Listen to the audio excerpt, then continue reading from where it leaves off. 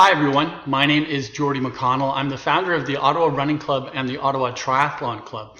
Over the years, I've given countless learn to run clinics and running workshops and seminars. And today I'm going to share with you some of the information that I share, most of the information that I share in those workshops and seminars.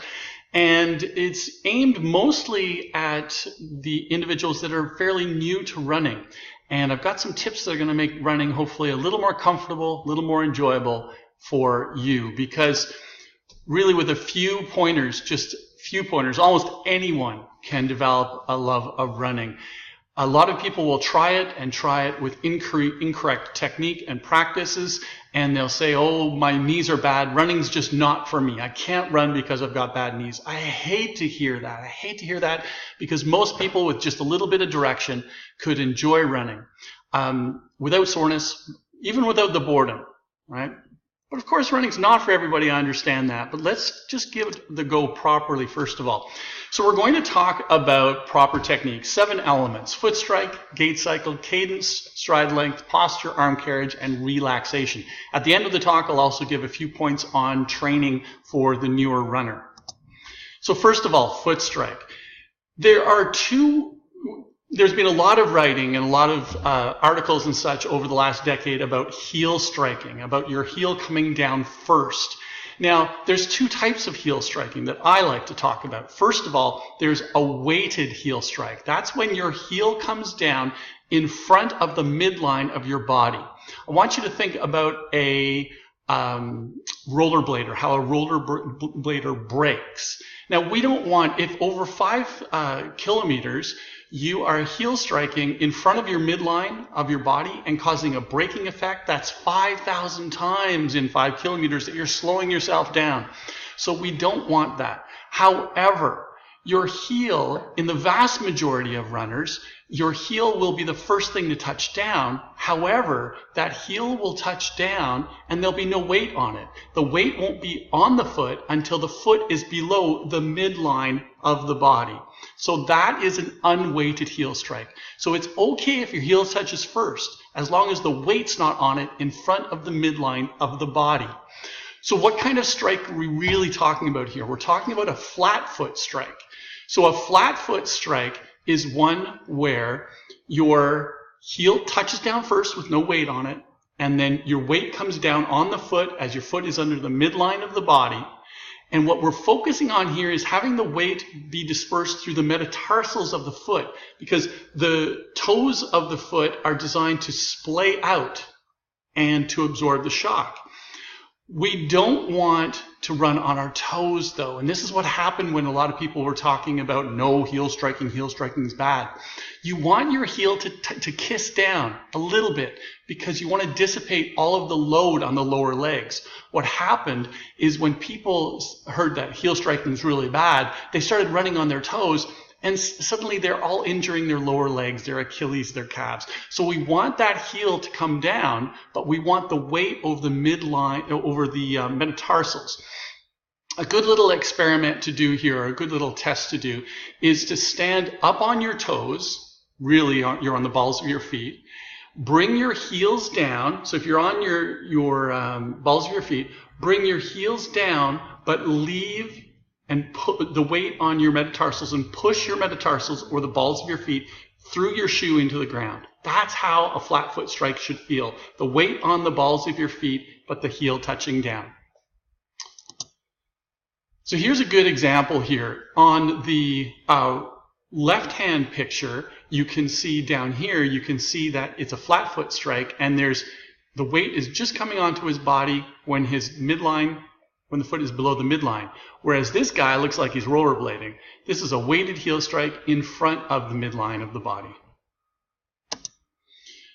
In shoes, boy, we've gone through a huge variance over the last 50 years. Back in the 70s, you had a nice basic trainer, like the waffle trainer there, that had a even distance above the EVA, the shock absorbent material. And then in the 80s, boom, big high heel under here. And then back about a decade ago, or 8 years ago, we went back to the 70s. So be very careful when you're choosing shoes. There's been a lot of studies out there with regards to buying shoes, and really what they tend to come back to is comfort. If it's comfortable, if it feels good on your foot, it's most likely the one for you. Gait cycle now. The gait cycle is the path that your foot travels when you're running. And if you think about when we're walking, it's a pendulum. The legs swing straight like a pendulum beneath us. We don't want to run like that because it leads to that weighted heel strike. And the weighted heel strike, the braking effect, and it can cause all kinds, weighted heel strike as well, can cause all kinds of problems through the hips and knees as far as impact and biomechanics. So what happens to a lot of adults is they stop running after they leave childhood, and then when they start running again, they run like they're walking with that pendulum motion, which leads to those problems. What we want to relearn is the cyclical pattern, a cyclical pattern of running. So it's like, I like to talk in terms of riding a tall unicycle. Your feet are going to push in a circle, forward and down, and then you're going to pick the heels up behind. Can't really demonstrate well here. So it's a more relaxed motion, and it's faster, and the faster you get. So if you're running slow, it's a very small range of motion, a very small circle.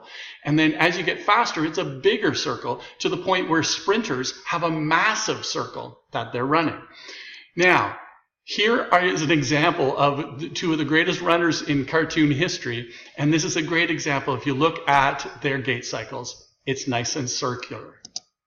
Cadence. Here is the #1 tip I share with runners, and it frustrates me to no end that all running classes don't cover cadence. A lot of them don't cover it at all.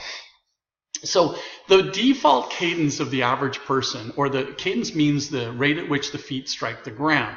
It's around 160 strikes per minute, or 80 per foot. What happens when you run at a slow pace, so 1 and 2 and 3, is you vertically oscillate. I have a video in a second that will show that. When you bounce up and down, that means you're wasting more energy pushing yourself to go up. And when you come down, there's more muscular energy to catch your body, and obviously more impact as well.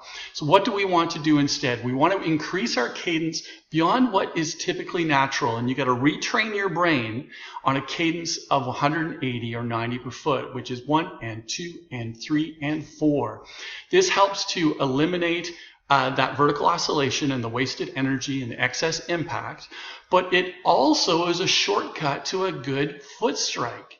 So what happens is a slower cadence gives you more time to swing that leg in front of your body and put the heel down in front of your body.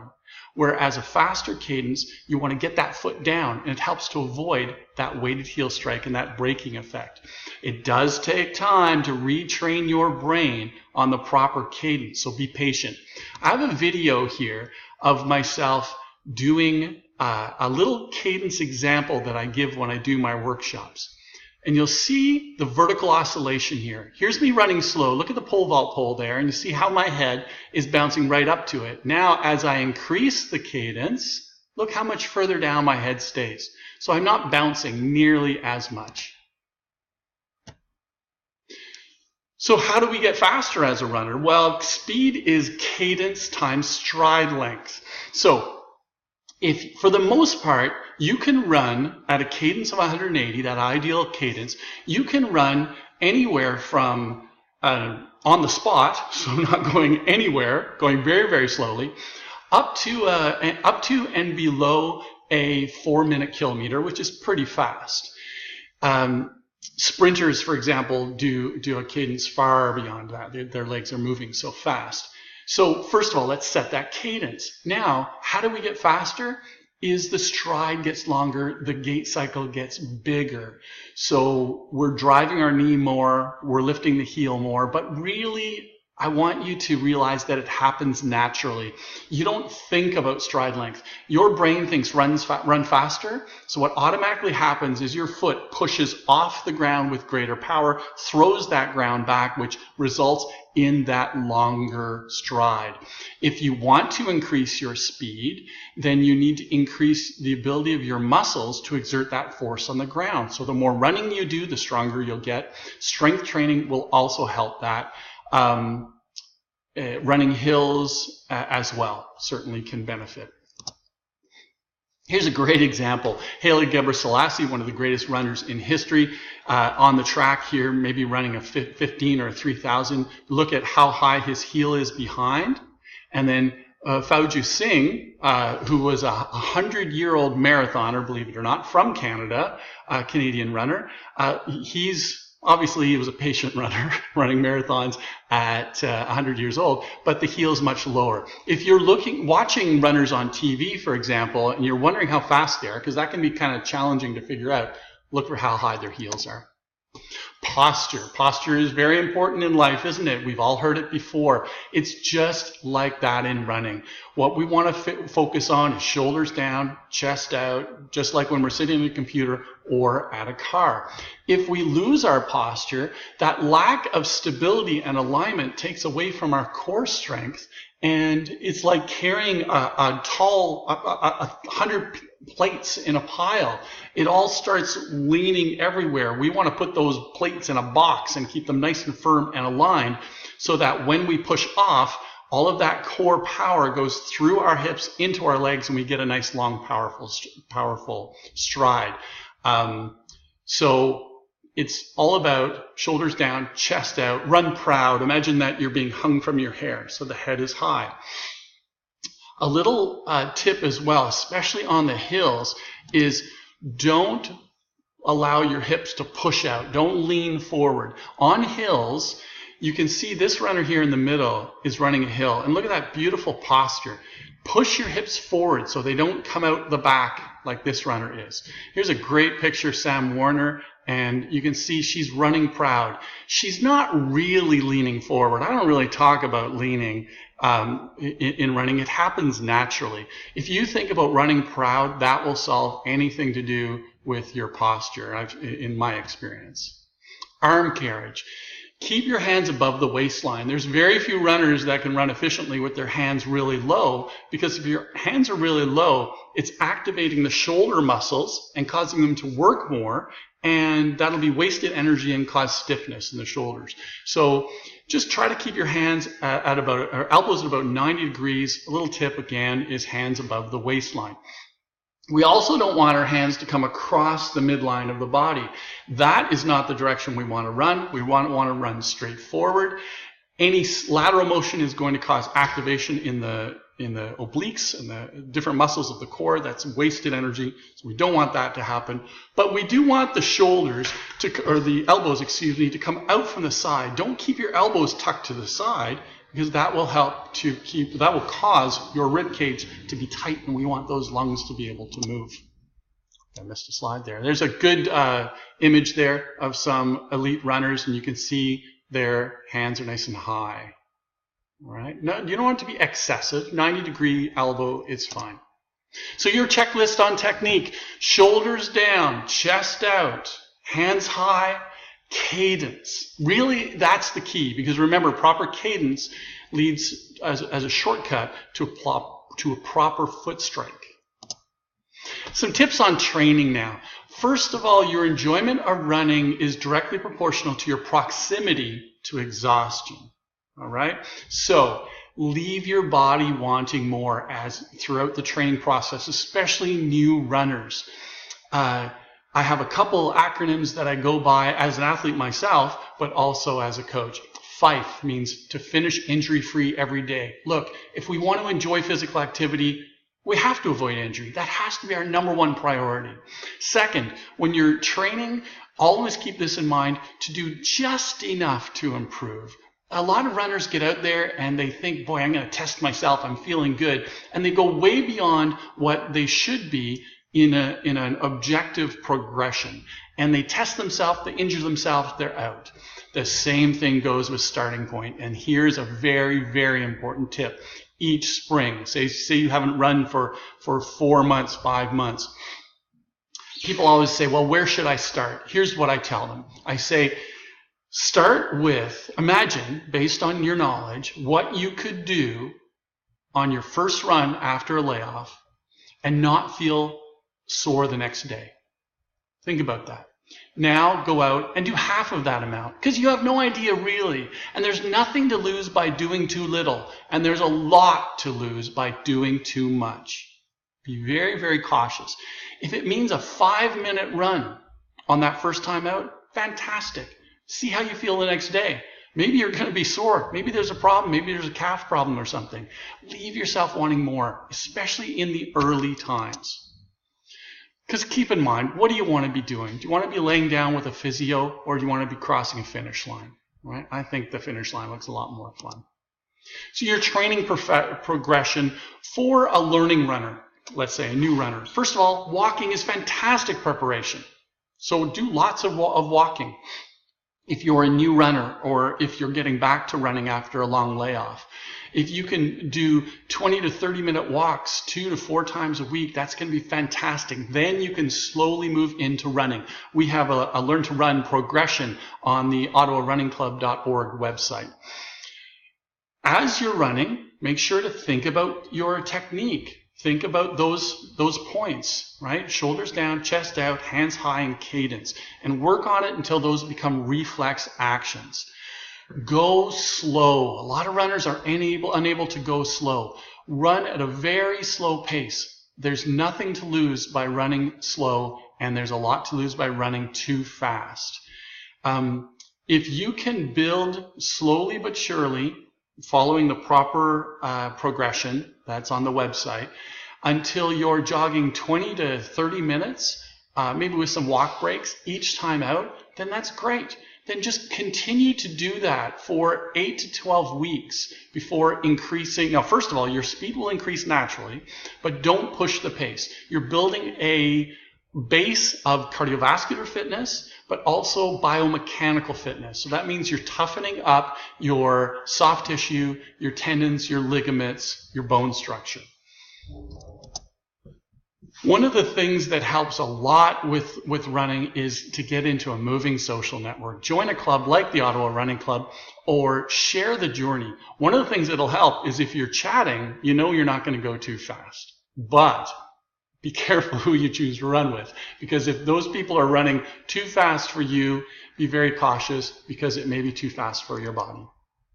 Options moving forward now. The first option is maybe you got up to 20 minutes of jogging, and very, very slowly, and that's all you need and that's all you want. That's fantastic. Be proud of that and continue that. If you want to progress as a runner, then make one of your runs each week your long run.